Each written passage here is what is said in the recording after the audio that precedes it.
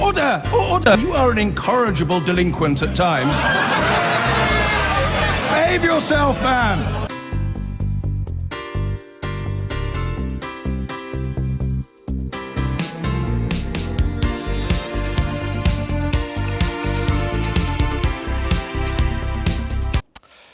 So the port of Calais was forced to close for a while yesterday after migrants managed to breach security and board a ferry.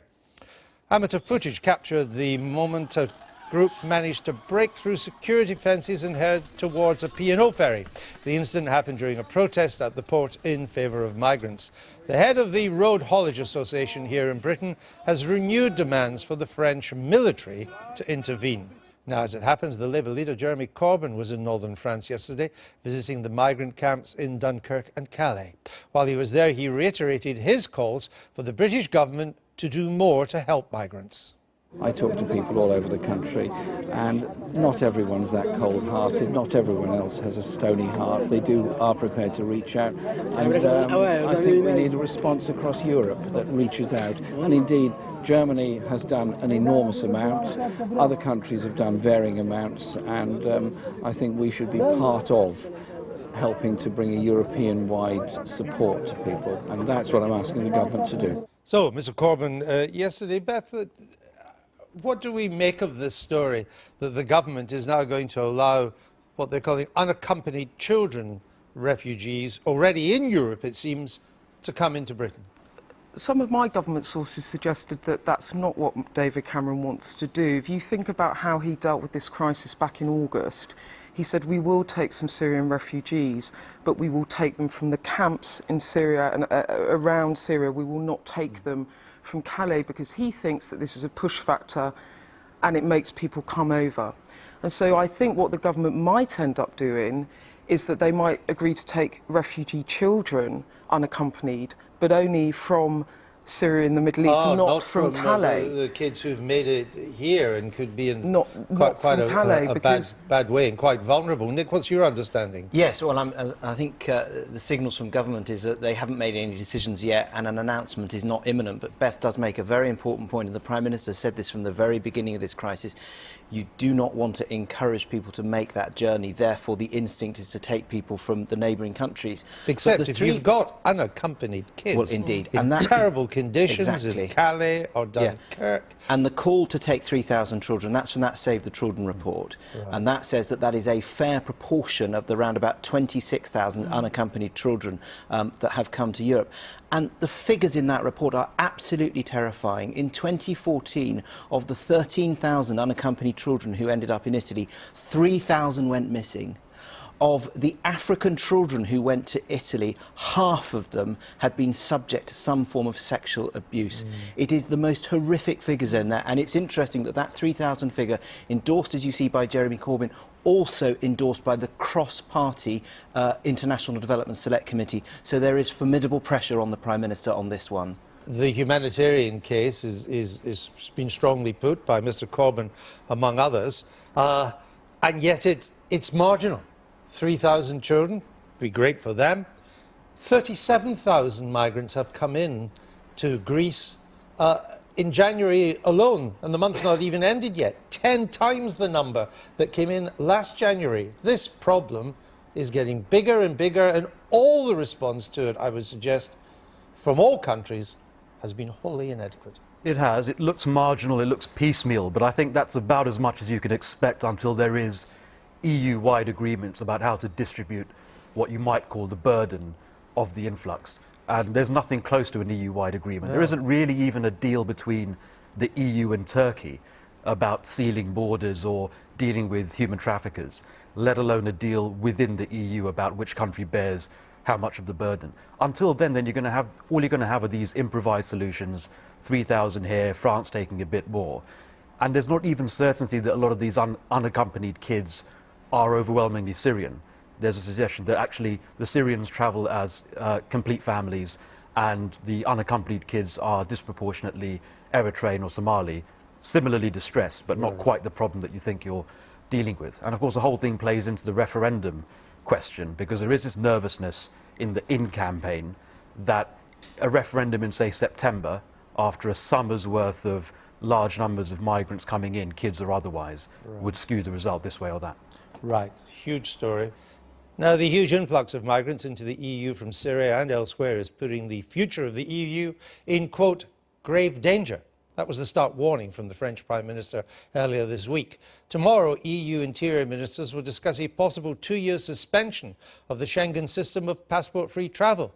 It all comes as David Cameron seeks to put the finishing touches to a new deal for the UK inside the EU before the in-out referendum. But how is the migrant crisis affecting his renegotiation? Since January 2015, over 1 million migrants have arrived in Europe, the vast majority coming by sea. The International Monetary Fund estimates that nearly 4 million migrants will have reached the EU by the end of 2017. Tomorrow, EU interior ministers will discuss a possible suspension of the passport-free Schengen area and the reintroduction of border controls for 2 years. The EU is also considering tearing up the so-called Dublin Convention and introducing a new dispersal scheme to distribute migrants more evenly across EU member states.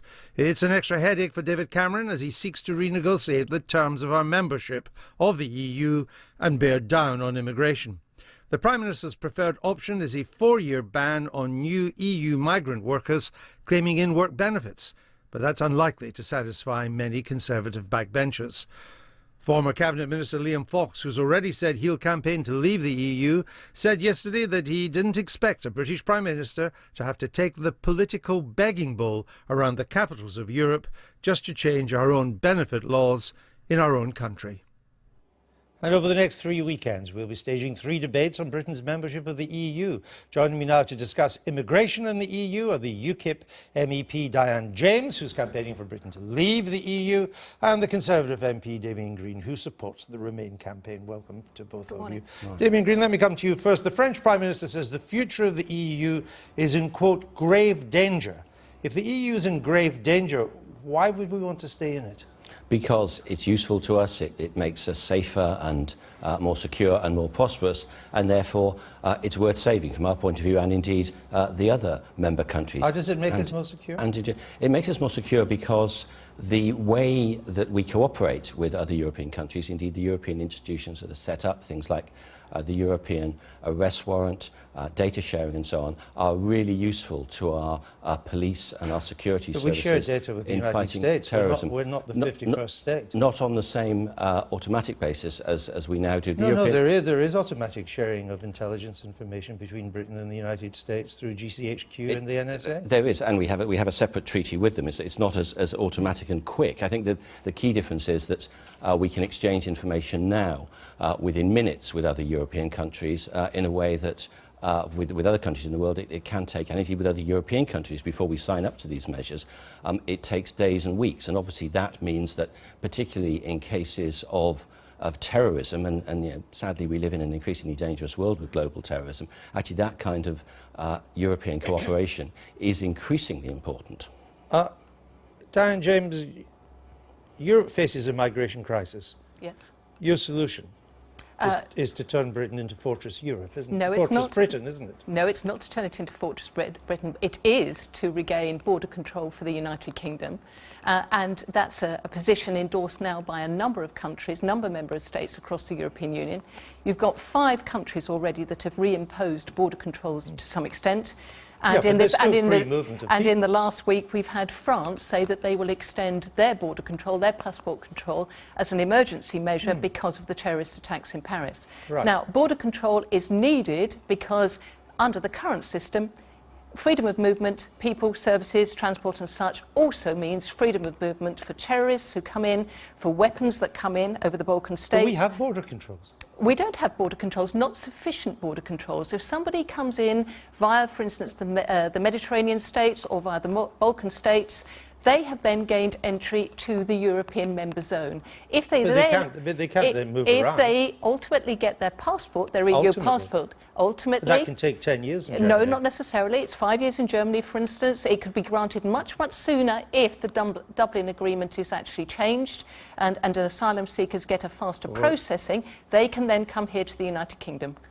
What do you say to that? Well, it's not 5 years in Germany, it's 8, and if you've got a criminal record, you can't get one. So the stuff that Nigel Farage was saying about those disgusting scenes in Cologne was just wrong. But I think it's almost ironic that if the Out campaign is saying that strong border controls are what we need, then actually pulling out of Europe would have the practical effect that our border controls that are currently at Calais, thanks to a treaty we've signed with the French government, would pretty certainly come back to Dover. So all those people we've seen in those wretched conditions in Calais wouldn't have to stay there, because they would find it much easier to get to this country and claim asylum here. So actually... But if they couldn't get in, if they didn't qualify for asylum status, we'd have the power to deport them, would we not? We would, after a legal process. But the point is, the first point they'd be stopped wouldn't be Calais, where they're in France, but would be Dover, when they're in Britain. And once they're here, of course they can claim asylum. And we know, because we have proper legal processes,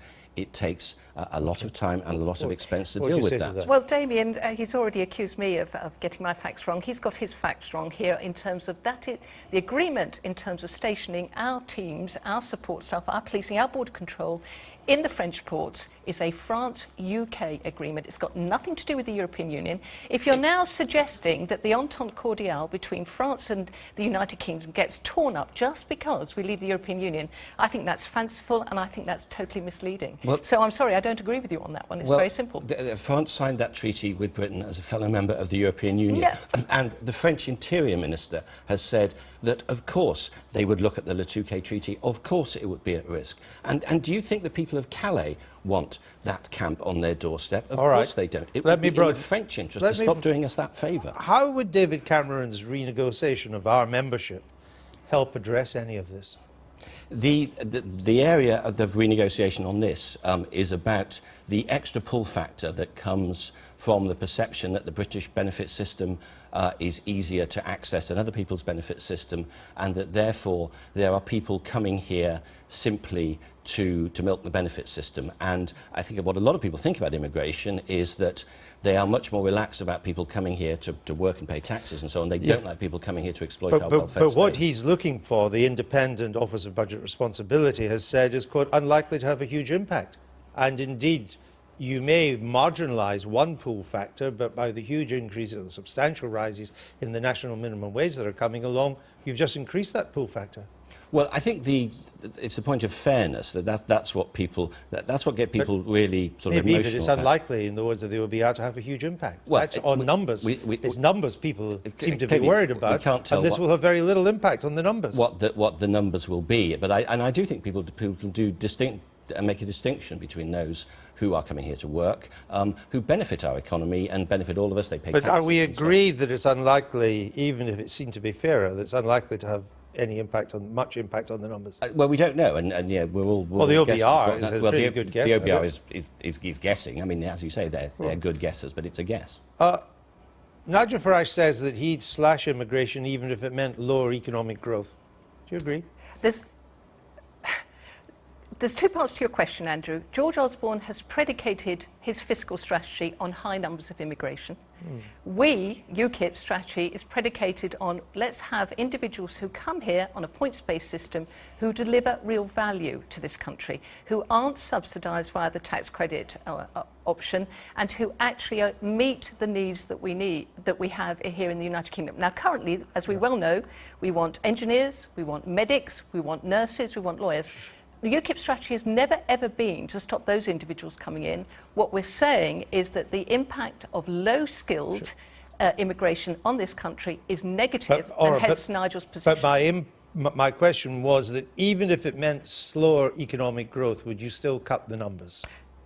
It wouldn't mean slower economic growth. No, Andrew, from the point of view, we've made our position very clear in terms of the value of the money that we wouldn't be paying in terms of membership of the European Union coming back into the United Kingdom economy, and actually in terms of balancing the whole position, that would be a positive for us as a country. The Prime Minister has reportedly refused to meet a group of 40 Eurosceptic Tory backbenchers who want him to ask for more. They think, given the state of Europe, he could get a lot more back to this country. Shouldn't you meet them? The Prime Minister meets backbenchers all the time. But he hasn't met this group. They wrote to him in November, and he hasn't met them. I think any backbencher who wants to meet the Prime Minister has ample opportunities to do so. I'm a backbencher. I can get to see the Prime Minister. He spoke to the 1922 committee very, very recently, so all these points can be raised. I think it's possible that this story is slightly overblown. All right. Thank you very much, both of you. We'll be coming back to these issues in the weeks ahead, of course. Next week, we'll be debating the economic effects of leaving or remaining in the EU.